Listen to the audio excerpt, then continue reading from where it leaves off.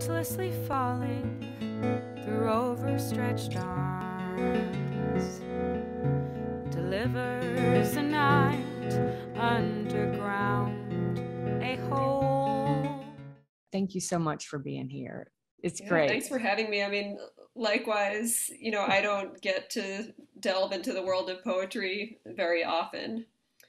Well, it's kind So to be a part of something that's poetry centric for me is really cool and exciting. well, great. Well, I love talking about poetry via jazz, so it's great and fun. One of the things that I thought was so fascinating about the form is, for example, when you artlessly falling is probably the strictest form that you use. Well, one of the most interesting things for me about writing in these forms is that so many of them are inherently musical. So they almost are demanding to be sung, or that's the way I think about a lot of them, especially um, the villanelle, for example, with the rhyme scheme that's in there. I wouldn't naturally tend towards writing lyrics with rhymes, but then some of the poetic forms called for it. So that automatically pushed me into a different space and having to write in a certain meter. And I think because most of the poetry or lyrics I'd written before were free form, it's sort of forced me to make different choices. So suddenly I only have 3 syllables left and I need to express this thing. And so I might choose a different word than I would have chosen had the form not been tying me into that. So with a lot of these, I was really thinking about them as being sung. So I always write the lyrics first. And then it's funny to me because I think most musicians, or at least in my experience, most musicians that write words write the music first and then add the words. But I've always found that kind of counterintuitive because I feel like once the words are there, it's like the structure of the song reveals itself, and also the mood of the song, because whatever the content is of the lyrics are then going to inform the mood of the song. In this case, the structures of the form are going to make the meter a certain way. If there's an irregular form, then I'm able to sort of create an irregular musical structure around it. So that's kind of how I went about writing these. I would just hack away at these forms, which doesn't come naturally to me. I'm not a poet by training by any means. So for me, writing the music was the easy part, but getting the words down first was the difficult part. And I mean difficult in a very pleasurable way. It was a new challenge for me and really exciting. One other thing I want to say about forms, just before we get off of that, is in jazz, there's a parallel, right? Because in jazz music, one often plays in a musical form.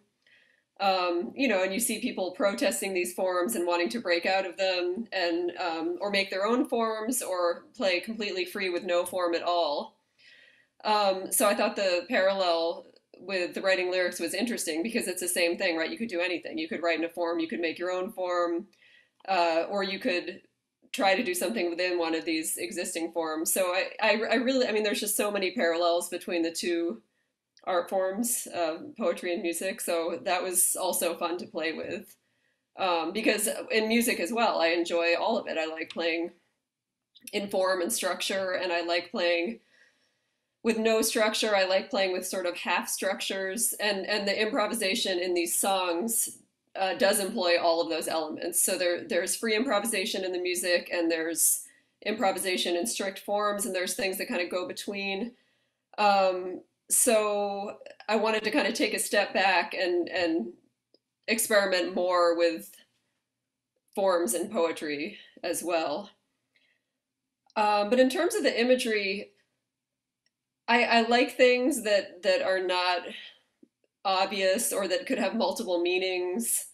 And even though most of these poems are about something, I still wanted the listener to be able to take multiple meanings from it or maybe read into it in different ways. So that was something, and the name of the band being Code Girl would imply that, it has a coded kind of meaning. So some of these things are a little bit more cryptic. And that was something I tried to go for. And I think too, a lot of times it's almost like a dream state for me. Like I'll think of things right before I'm falling asleep when your mind is sort of half asleep already, and maybe some interesting phrases or lines will pop into your head.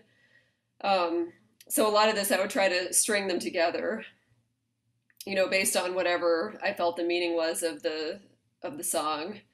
And again, it was just so much revision for me. Again, because this doesn't come naturally to me. So writing something, not worrying about whether it's stupid, sleeping on it, going back, I don't like this word, I don't like that word, and just really like hacking away. That was the process for me, and just trying to come up with some phrases or images that I felt were cool and that would maybe provoke some interesting music. Artlessly Falling for me was the most difficult song to get the pacing right. I think because it's such a mouthful, there's so many verses, there's so much happening, and I wanted it to sound like a build. I wanted it to build for the first six verses, and then the envoy was supposed to be almost like a release at the end. But I wanted to get the pacing and the build right. So what I did was I started just voice and guitar, and then if you listen, you'll notice that on each verse you add another instrument. So then bass enters, then drum enters. I think it's then saxophone and trumpet. And it also almost, and I kept wanting the pace to go quicker. So we had to practice that. So the song wasn't going to be 20 minutes long, but we were going to move everything along, build, build, build, build, and then have this release at the end, which is actually the only part, the envoy is the only part of the song that's in time, that's in an actual meter. The rest of it is more or less rubato. But it was hard to shape. So that was an interesting one for me. But once we got it right, I was really happy with how the band interpreted and played, and there's a lot of improvisation within the music. The horns are more or less improvising throughout the piece, except for at the very end. I feel like one of my favorite musicians, Thelonious Monk, I feel like has those qualities of being serious and intense in the music he produces, but also very playful. So it's something I aspire to.